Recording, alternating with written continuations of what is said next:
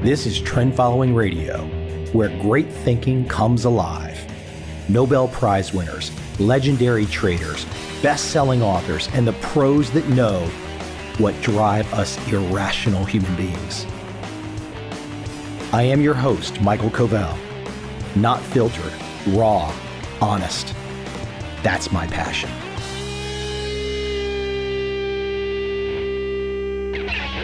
I love the word trust.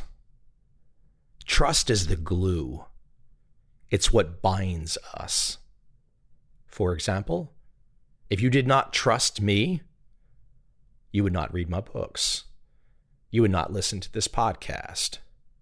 And I'm sure some people don't. They don't listen to this podcast. They don't read my books. And they don't trust me. I'm sure it's a minority, the crazy ones that should be locked up in asylums across the planet, put in white jackets. With all seriousness, trust is the key. It's the absolute key. It holds us all together. My guest today is the chairman of JetBlue. Yes, the airline company, Joel Peterson. He has had a little bit of experience with this word trust. Great insights across a long career. I mean, look, this is the basics. This is the most important stuff. Investing in respect, empowering everyone, requiring accountability, keeping everyone informed, embracing conflict where it matters and where it's good for us. But it comes down to trust. Because if we can't trust each other inside an organization, across society, it all breaks down. And it's damn better to be optimistic than pessimistic.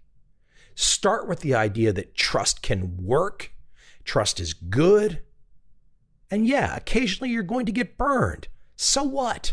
Most people are good people. And my guest today makes that point. Joel makes that point very strongly. Without any further delay, let's jump right into my guest today, Joel Peterson, the chairman of JetBlue.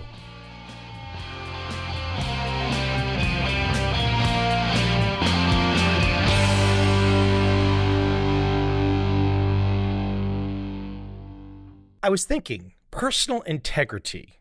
Someone like yourself that is in charge of, inspired to lead people, and personal integrity is very important. Not only is it important to you, but it's important just to moving things forward. Where did personal integrity start with you? Like, is there some kind of early experience, age that you can reflect on, share a story, and perhaps even define personal integrity to you and what it means? Well, there are kind of two ways I think about it. One is the way that we commonly think about it is honesty, straightforwardness, transparency, doing what you should be doing. That's a sort of a set of values. And by integrity, we wrap up all those values in that word. And it's a very loaded word.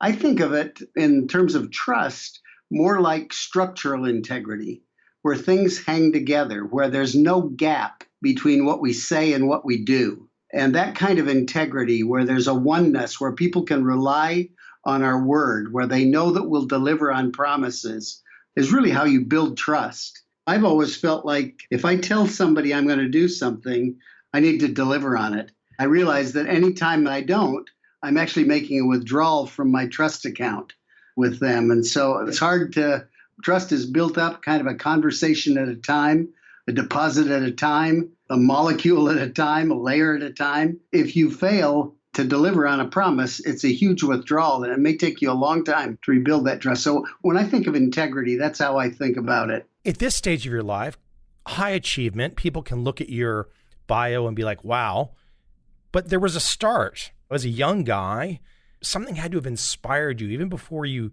maybe your first job, or what was the trigger that started to push you down the path to where you understood personal integrity as being so important? Look, today you can reflect on it, and today you can have great wisdom and great insights you can share very in depth. Before you could even really define it, there must have been these experiences early on that shaped you. I was the oldest of 5 children. My parents had this really high expectation of me. They expected me to be 40 years old when I was 12. Somehow the word got around to my friends' parents that if Joel's around, nothing bad's going to happen. If Joel's on the trip, we can be safe. If Joel's there, he'll drive our kids home safely, etc. Somehow that developed as a part of my brand. I just could never let anybody down. But it started with my parents believing in me and not wanting to disappoint them. I think that was really the first thing that happened. I had several experiences as a young person that reinforced that. My father was a bomb disposal officer in World War II. I remember him saying to me that his job was to run toward the fire, whereas everybody else would run away. His aircraft carrier was hit by 5 kamikazes. It was listing at 15 degrees. He had to run towards those kamikazes loaded with ordnance and disable the ordnance, the bombs. So that always impressed me that he had the courage to do that. I was kind of inspired by that and felt like that was a level of integrity and reliability that I wanted to build into my own life. Of course, I made a lot of mistakes along the way, had to fix things, but that was really kind of probably the model. Most kids today, I would say probably all kids, unless some had parents perhaps that were serving in Iraq or whatnot, don't get the chance to have that kind of high-level inspiration from a parent, bomb disposal. I mean, this is pretty intense stuff to think of as a young person because you're like, man, my father could just go like that. That must be, from a shaping standpoint, that's much different than today. Perhaps a young person, I'm not saying this in a negative way, but a young person could say, look, my dad's an executive at Facebook. It's quite different. Right. Well, it's interesting. Tom Brokaw wrote that book, The Greatest Generation. I think about that because my father was in a PhD program when December 7th, 1941 came. It was a Sunday that happened. And by 7 o'clock Monday morning, he was down at the Naval Recruiting Office in line. That's different. Yeah, that's a shaping point right there. You mentioned some mistakes. I just want to keep it at all the fun grist before we jump into the book. But you mentioned some mistakes. What were the kinds of mistakes you were making? Look, I can think of myself and I was like, I made a tremendous amount of mistakes looking back and things that I wish never happened, that I never saw, et cetera, et cetera. Nobody was ever hurt or anything like that, but just things where you look back and you're like, oh man, why did that happen? What about you? You've got a pretty clean looking bio to us outsiders. It looks pretty nice. What was the mistakes that were happening as you were developing? I tell my students here at Stanford that when I was in college, I made a list of 10 sort of impossible goals that I wanted to achieve. And I stuck it on my mirror so I'd have to look at it every day. In the end, I made 9 of these impossible goals I would never have thought possible to achieve. The question they want to know is, which one did you miss? So people love to focus on that kind of thing, but there's a lot of them, as with everybody. The one that I talk about in the book is I remember my father, when I was 15 years old, giving me the keys to a car to drive down our drive. We had a 90-foot long driveway. I could drive up and down that driveway, he thought, safely. It was an L-shaped drive, and I backed it up to where you would then put it into drive and drive down the driveway, and I forgot to put it into drive.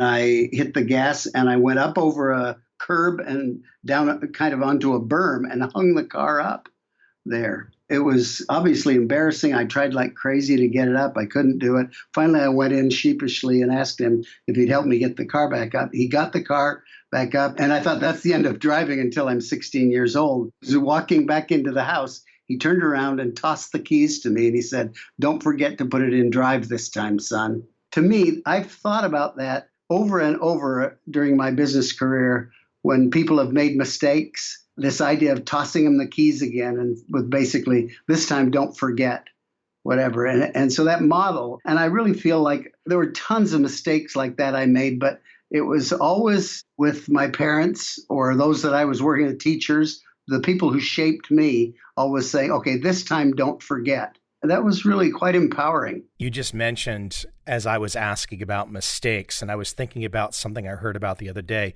Mark Andreessen and to-do lists. Dreesen said, stop it with the to-do list. They just become a negative feeling. Create a list of the positive things that you've already done and look at those. And I thought, that fits into what you're kind of implying with me. It's like, well, yeah, we can find some mistakes along the way, but hey, Mike, I've done some cool things too. Yeah. I always think about advice I give all these students here. So I've taught about 4,000 MBA students at Stanford over the years. And we talk about goals and setting goals. I say, it's always important to have goals, which are kind of a to-do list, a high-level to-do list, but do them in pencil. Don't do them in ink, because you're going to want to change them. You're going to want to erase them. You're going to learn a lot of stuff along the way. And your goals can become your jailer, rather. And you really want to be able to break free from them and be inspired by the moment, live life organically and dynamically. But it's really good to have a goal. It launches you in a direction, and then you can adjust. Let's start to unpack trust. I'm thinking about my podcast here, about almost 800 episodes. I've had several folks from Stanford on, from Bob Sutton, Kathleen Eisenhart, Bill Damon over at Hoover with you. Some really high-level folks have appeared on this show, and you add to that list, I've not had anyone focus on the word trust. So, as it advances this conversation, you already start to feel kind of good because we want to trust. We want to trust. I think of the old Reagan-Gorbachev thing, trust but verify. Not verify in the sense that you hire an investigator, but just I want to trust first. But I've seen you say this, you don't have this paranoia gene. I see so many people with the paranoia gene. Why do you not have it? I think it goes back to the stories I was telling, is that I had people that just believed in me. And so my instinct is to trust. Now, I've been burned a few times from having that instinct. Most people are inspired by it. Most people live up to your trust. Most of the time you can recover from the betrayals that happen to you. Most people haven't thought about trust in any kind of an analytical way. Trust to them means kind of, well, I feel good about that person. I like that person.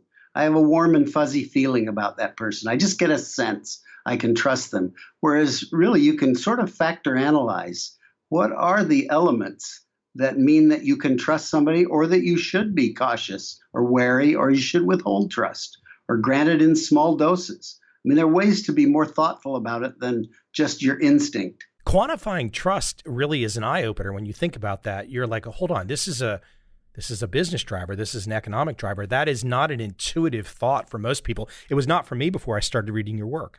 Yeah. Most people, it's an instinct. It's a gut feel. By the way, I think you do trust your gut in a lot of ways, but you do analysis and you think about it and you get data and then you check it against your feelings. And in the end, they better sync up or you should withhold. I love this the way you say it, and I'll let you unpack it, let you explain it. But trust, it's the leap of faith rooted in optimism. Leap of faith. Everyone wants to really, I think, deep down, have this leap of faith and be optimistic. It's such a nice way to phrase it. Well, we all do make these leaps of faith. I mean, you have faith. You trust that the sun is going to come up tomorrow. Why do you do that? Well, because you have a lot of data. There's a big, long history of it coming up every morning and in the east every morning. You've got a lot of data and you've learned to trust. Why? Because the sun delivers every day. It's the same thing with human beings. If they keep delivering on promises, then we tend to trust them. And there's a way that you can assess that better and better as you move on with your life. When you mentioned the 4,000 plus students in the MBA program at Stanford. When you first engage with students and you first introduce the topic of trust, how do you, pretending I'm one of those empty skulls sitting in front of you for the first time and I want to gather your wisdom, I want to take it all in, how do you start to introduce and unpack this to your students for the first time? Because you got very bright kids in front of you who probably think, well, does this really need as much detail as Joel's about to go into? I mean, I already know what trust is. I would say that they're very bright, but they're also very wary today. I think trust has taken a beating in the last few years for lots and lots of reasons, whether it's the Wall Street meltdown or what's happened at Facebook and Google, cybersecurity, or any number of things, fake news, or what politicians tell us and do. In the last presidential election, 2/3 of all voters didn't trust either of the candidates. Trust has taken a lot of hits. What I try to do, rather than convince them that trust is a good way of doing things, I try to Role play. Take the conversations and build a conversation that is a high trust conversation. They're usually quite surprised that at the end of one of these conversations, they can say, I feel pretty good about that. I really want to do that. You can talk all the theory that you want, but there's something about where the rubber meets the road in an exchange between two human beings that trust either grows or retreats. It is such a nice feeling to have it. And I want to unpack some of your 10 steps, and I want to unpack some of these. But let's talk about for a moment, you say this quite clearly, and I love it. Hey, I'd rather be positive than negative. But betrayal is real. And so many people, I think from my observation in life, sometimes when I see that desire to not really trust, they're not bad people, they're fine people, but they're just scared. They don't want to be burned again or something like that. I see this all the time. Instead of people evaluating me or a concept or whatnot based on fresh eyes, a fresh experience, people hold on to these prior experiences that perhaps have nothing to do with me, you, or whatever, and they start to judge you through that prior lens. That can be quite the hurdle to overcome, huh? Sure. I mean, that's how we learn wariness. That's how we learn caution. If you're burned by the stove, the next time you're careful before you put your hand on the burner. So I think there's some good lessons to be learned from that. We shouldn't just willy-nilly trust whatever comes up. So we get better and better at smart trust. Smart trust is really powerful. Dumb trust really gets you in a lot of trouble. I saw an example the other day. This famous wide receiver from the Raiders left with all kinds of chaos. He left the Raiders with all kinds of chaos and immediately signed with the Patriots. And of course, this is all in the news cycle and whatnot. But the coach of the Patriots is kind of a blank slate guy. He says, you come to us with a blank slate. We're not judging you on that past. We will judge based on what happens with us. I love that notion of a blank slate. That goes right to your trust point, that if you try to hold everybody to the fire for something that happened before your experience with them, give them a chance to change, give them a chance to grow. Yep. Many times what you have to do, though, is trust in small increments to get started. I think you want to build trust over time. I think if you make too big a leap, you're going to get burned and the other party will fail. Sometimes people want to be trustworthy and they just have not had enough experience doing that. So it's kind of a covenant between the two parties. You trust in increments until you build up this bank account that is really a profound trust. Let me take a bio tangent side point for a moment. How did you go from your teaching at Stanford, I believe you were in real estate development early on, and then end up at JetBlue? There was a lot of jumps in there. How did that start to unfold? Well, it's kind of an IQ test. Real estate is a capital intensive, regulated business that's cyclical and difficult.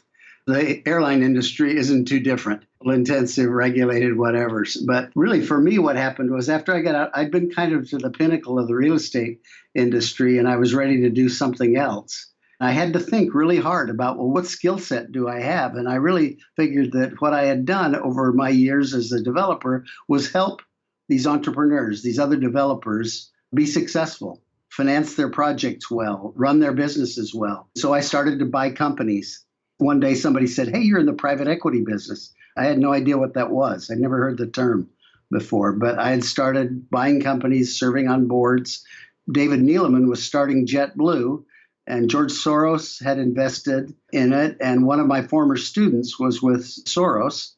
He said, hey, we've got to build $1 billion terminal at JFK, and we don't have anybody on the board who's ever built a building.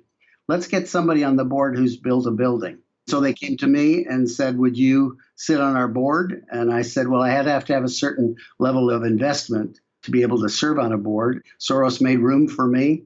I came in and helped them develop Terminal 5. I guess about a decade later, I became the chairman, where I've been for the last 12 years. That is such a cool story because I think people are probably listening initially in our conversation and they're like, hold on. I thought Joel was teaching at Stanford. Hold on. He's building terminals at JFK. He's working with George Soros.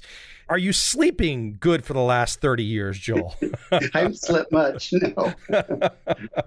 Hey, let's take it back to trust. I want to talk about, let you put your professorial hat on because I think this is a good foundation. 3 forms of trust: reciprocal, representative, and pseudo trust. Let you take the floor there and lay those out because it's a good reminder and good education for people to think about those 3 forms as we dive in. Yeah, I think that's part of the analytics that helps people kind of understand how they can really think about trust, is to sort of divide it up and think about the different kinds of trust. So the first kind of trust is reciprocal.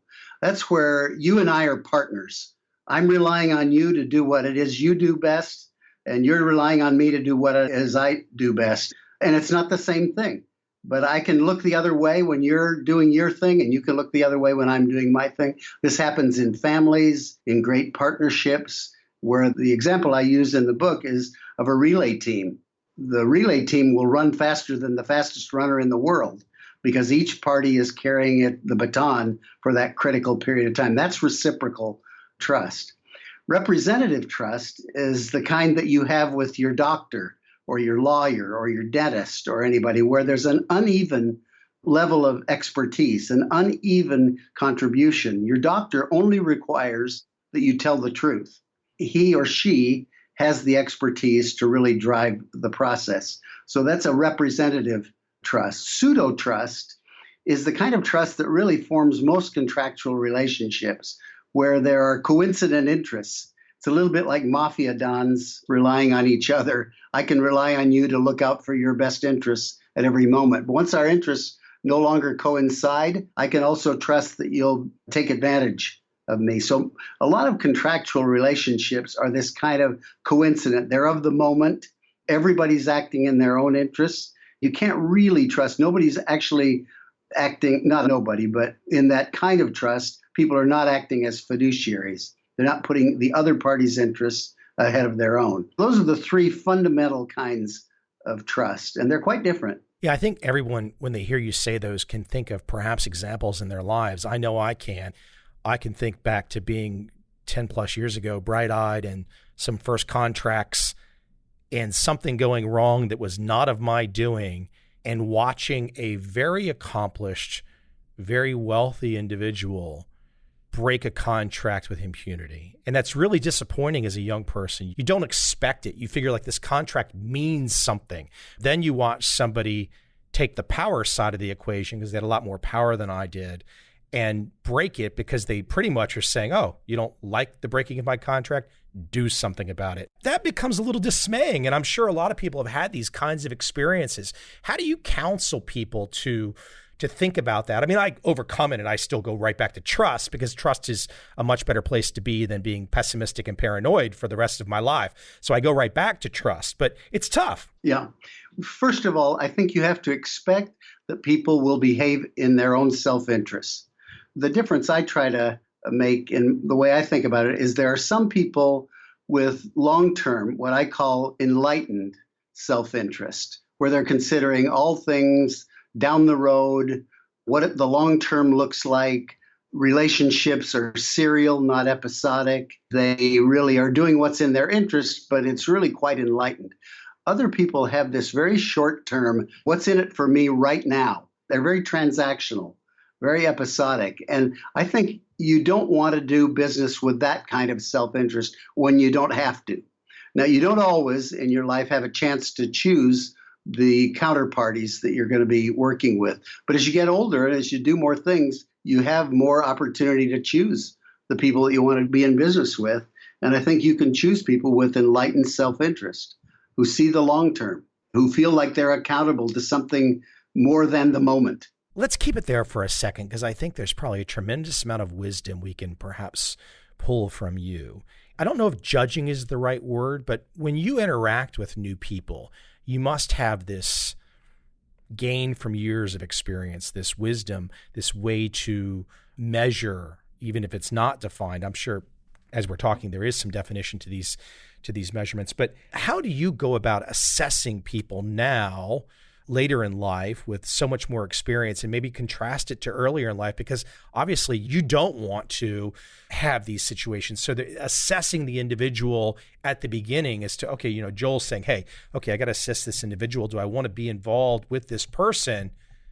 There's got to be kind of a list in your mind that you check down. Yeah. I mean, I think the one thing you don't do is, when you mentioned your example, you said this is a very wealthy person, high profile, et cetera. That is not necessarily a recommendation. They may have gotten there by a lot of pseudo trust relationships.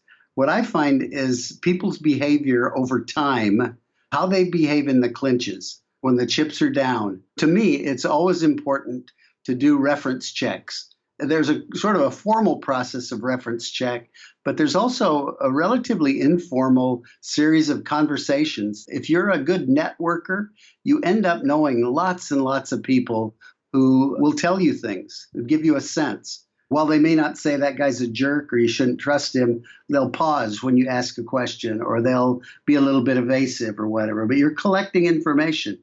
And again, you accumulate that based on a whole network of experiences and people, and you come to a pretty good conclusion of how does this person behave over time, in good times and bad, when things go as they anticipated and as they didn't anticipate. Now, I did not do that in my case. I trusted perhaps the image and the public reputation, but I did not do the deep level dive that you're speaking of. So in some ways, that's on me.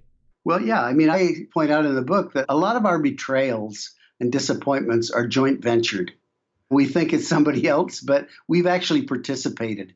It's a bit of a self-betrayal. In your case, the way you've described it, I would say there was some self-betrayal in that. And that makes it a little easier to swallow.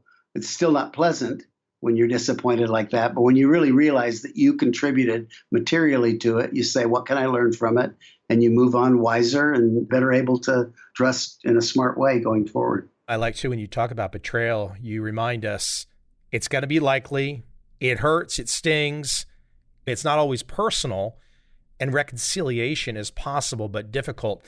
The not always personal part is what caught me, because I think sometimes we do think that, and I'm thinking of right now, a personal relationship, romantic. I'm thinking about a situation that happened to me, and okay, that feels personal, but then once it's over and once you step back with distance and time, I start to think, well, maybe it really wasn't even personal. Maybe there was something else going on that I did not even understand, and it had nothing to do with me. I think the personal kinds of betrayals, particularly romantic ones, are in some ways the most difficult, but I think you have to step back.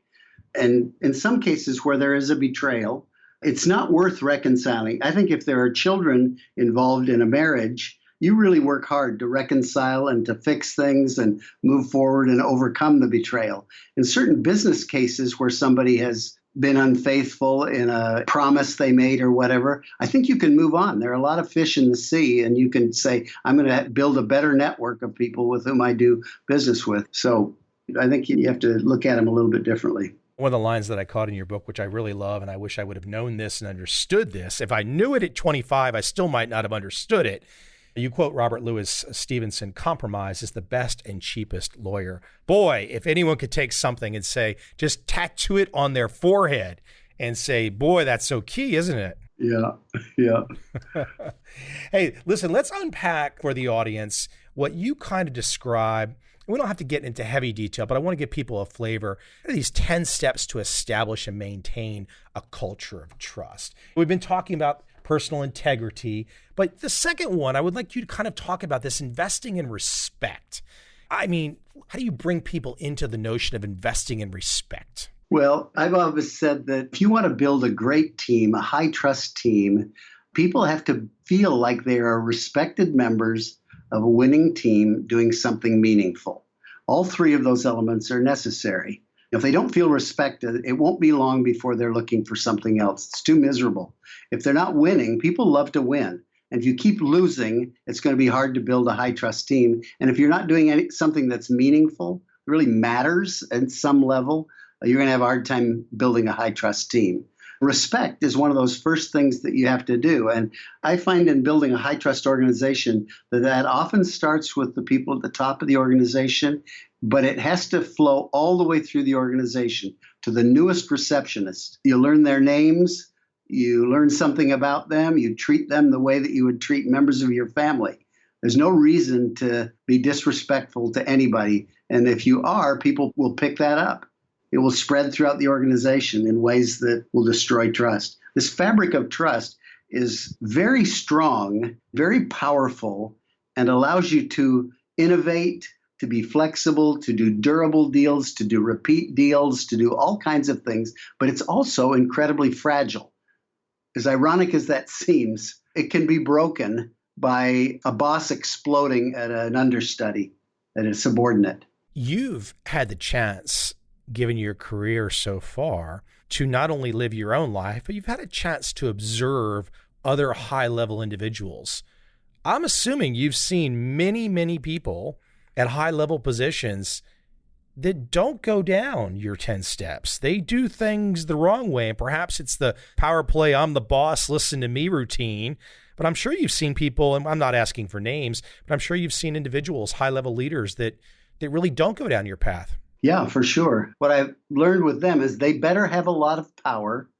They better have high profit margins. They better be growing quickly. They better have a moat around what it is they're delivering to the market, because as soon as those things disappear, they're going to have a hard time attracting the best talent, keeping the best talent. They will tend to attract divas rather than stars. They'll have a hard time over time. That's a tough culture, though. Even if they have that moat and the high profits and the boss with the power, boy, that's a really tough environment to work with someone like that, huh? Totally.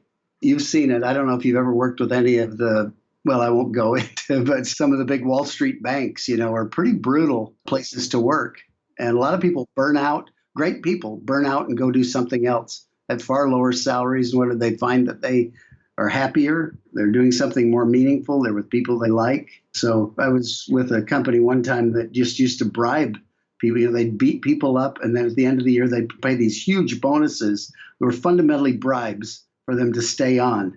And it was really dysfunctional. And over time, they just didn't achieve their potential. And that's a choice, really, as a young person. You have to decide what kind of life do you want to lead. So far, they've not figured out life extension, so we don't get so many chances to keep going down the path. My gosh, what a tough existence to be in a place where they treat you like you know what for the whole year. Then at the end of the year, they say, well, Mike, we really kicked you in the tail for the whole year, but here's some money. Be happy. Go buy Christmas presents. Yeah. That's tough. You lose self-respect when that happens. People become kind of bitter and mistrustful and cynical. They always do something else, or they take advantage of it. Their mistrust turns into untrustworthiness. Well, and that leads kind of to your third point here in these 10 steps, empowering others. And that can be tricky, especially when you're the leader of a large organization. You're going to have individuals in the organization that are kind of on your level, high-level thinkers and high-level doers in the company. But then there's also people kind of at the bottom of the pyramid who you need, but maybe what they're doing is not as intellectually intensive, but it's still about empowering everybody across the spectrum in your organization. Well, it's critical that you empower them. The other thing that I think people don't really understand is that you have to give clear instructions, you have to give them clear measurements, and you have to give them feedback. Now, sometimes people say, well, that doesn't sound like trust. To me, that is trust. If you don't tell them what's expected, if you don't tell them how they're being measured, they can't live up to your trust, and ultimately it'll break down. Really, trust is built by having accountability, by having reporting, by having transparency, by talking, by giving feedback, by making changes, and trust builds with that. And a lot of people just aren't willing to do that. They kind of throw a little manure in where the mushrooms are growing and slam the door and then move on to something else and hope the mushrooms grow in the dark. You must find that with people that you work with, people that work for you, given the direction that you've laid down for your life, it must be a nice feeling when you are dealing with people in your organization. Perhaps they're a little paranoid because of prior experiences, but then they have the light bulb moment and they say, wow, okay, this is going to be different. Sure. And people tend to stay then. I mean, they find that they're a place where, getting back to that thing, they're a respected member of a winning team. We're all pulling on the same oar to do something that they care about. And that's a pretty compelling equation. Let me go really big picture for a second. This is inside your 10 steps. You as a leader, someone with a lot of experience dealing with large organizations.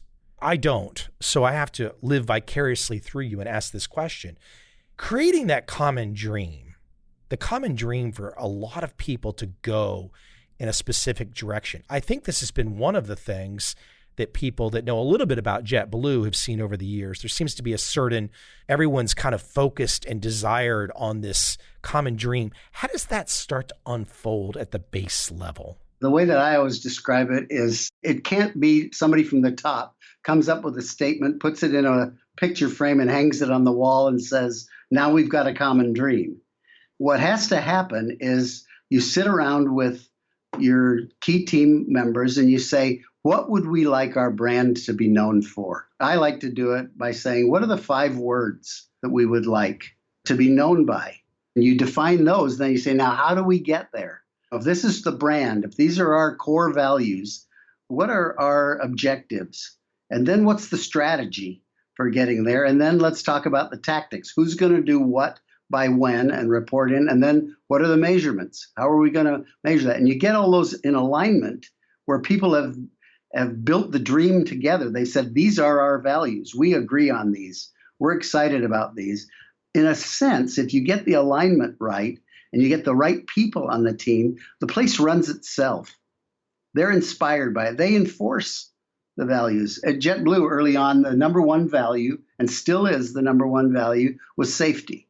We said, we want to be super safe. And of course, you're carrying 150 lives around in this fragile aluminum tube, and you better be safe. That's really a value. And what you do, if it's a value, you spend money on it. You do training. You check it out. You double check because it's really a value. It matters to you. It's one of the ways that you win. And everybody says this is important. And your CEO sits on the safety committee. And you get board members sitting on the safety committee, and you report in to every board meeting what goes on in safety. You pay a lot of attention because that's a value, and you all own it. And to me, that's how you have a common dream, is you all agreed on it. You all come up with it together, and you lock arms, and you say, this matters to all of us. I'm paraphrasing a little on what you just said, but I'm thinking of humility, which is one of your 10 steps involved showing humility. Thinking also of ego, and you just mentioned, maybe I'm going to say this a little bit off, but the idea that it can endure without you. So many leaders don't want to think about that. If things are done right and set up right, and people are inspired and empowered, you as the leader should be able to step back and be okay with that and not have to be the person that's kind of like cracking the whip every day, which gets back to one of the examples you talked about earlier with the moat and the powerful guy and the prophets and all that kind of stuff. And you should be able to be hit by a bus and the company not miss a beat. One of the first questions that I asked to a new CEO, and I've replaced a lot of CEOs, sometimes prematurely before they were really ready, other times as a part of a process. But when a new CEO comes in, the first thing that I talk to him about is, let's talk about your succession. Who's on the bench? Do we have to go inside or outside? Who are you developing? And they're kind of shocked because they say, wait a minute, I've been in the job 30 days. What are you doing talking to me about my succession? It's really the most important thing that you do is have the company so it really can succeed anybody. The system is set up, the people are set up, the team is set up, the vision is set up. You're all pulling on the oar, and the company shouldn't miss a beat. I don't want to take you down all 10 steps right now. People are going to have to go check out the book for sure and dig in. There's a lot of depth. I would like to, in our little bit of time left, I would like to pick your mind a touch on mentors. You have not got to the position that you are at today without some influences. I don't know them. I'm very curious if you might share with me a couple names, a couple influences of people that have either inspired you or changed your path along the way? Well, first of all, I would say that I think mentors are incredibly valuable and kind of good luck. It's fortuitous. You can't walk up to somebody and say, will you be my mentor? There's no shop where you find mentors, and those who are really the best mentors are already taken many times over. You have to be lucky. You have to be around people that are willing to do that. They spot you, and you pay attention to them. They can be your mentor without agreeing to be your mentor, just by you mimicking them. And by the way, you said you don't know my mentors, but you know one of them, which is Winston Churchill. There are 1,092 biographies that have been written about Winston Churchill. He was an extraordinarily flawed guy in many ways, but boy, he saw the world through a really tough time. There's a lot that can be learned from him. I have a picture on my office wall that was taken by Yusuf Karsh, the Armenian-Canadian photographer, who did the most famous picture of Churchill in World War II, where he grabbed the cigar from him and Churchill glowered And he caught the picture right at that moment of kind of the bulldog. So I have that picture, one of the original prints, hanging on my wall in my office. And anytime I feel a little discouraged or like, oh my gosh, the world is being unfair to me, I look up at that picture of Winston Churchill and say, wow, this guy's my mentor in terms of dealing with tough things. And I think about what he had to do in the fall of 1941 when he wrote that speech, never in the history of the world have so many owed so much to so few, when the RAF kind of saved the world in those few months against the Luftwaffe. You make such a great point there, because I was somewhat digging for the in-person mentor, but you immediately made me kind of think to my own mentors that I never met. I'm still inspired. I can't think of every word, but I'm still inspired by Francis Ford Coppola's speech that he wrote for Patton in the movie Patton, and that opening scene. I mean, if one can't watch that opening scene of Patton and feel a certain sense of like, hey, let's go do it, those kinds of mentors exist. And I think sometimes people actually make excuses. They say, well, I didn't have the access to such and such. But you just pointed out, I mean, you didn't have access to Churchill in real life. Right, for sure. So I think that's one important point. The other one is I got lucky in that I went to work for Trammell Crow, who is a legend in the real estate business. And I learned so many things from him, most of them from his great traits, but a few of them from his blind spots.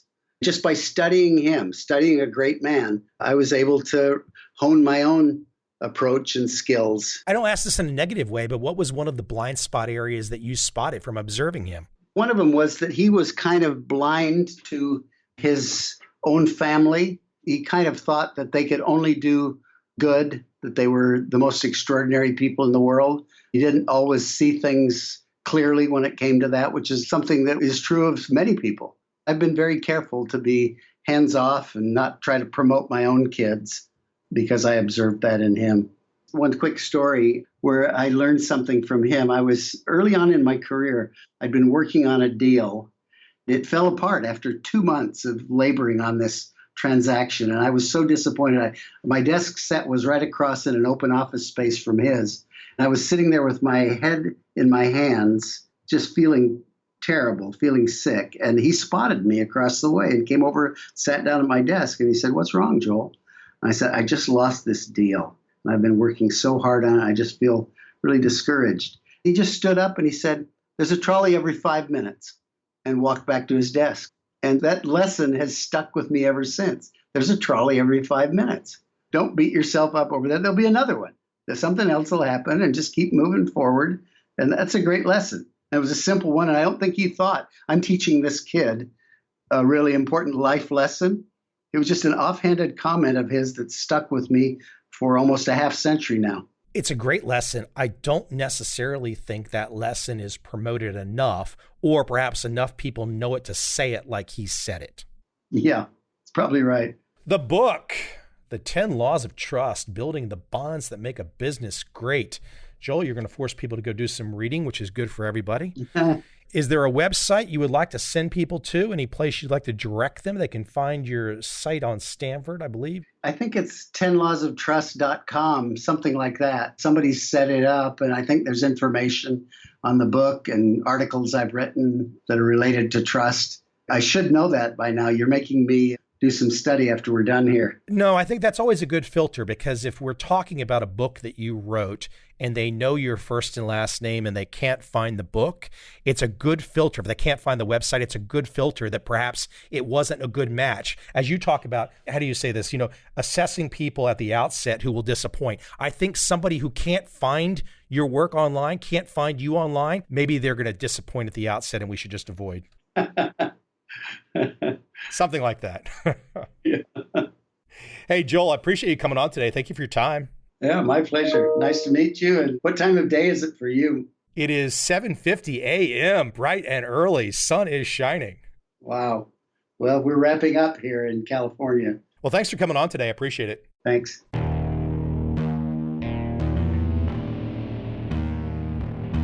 I see a time when those awake will understand how to make money in up, down, and surprise markets. Whether new trader or experienced, college student or financial advisor, protecting against a crash, or just trying to make a lot of money. Trend following offers everyone an answer in uncertain times. To get started immediately, send me an email, michael@covel.com. I will send you the right trend following steps to take along with my free video.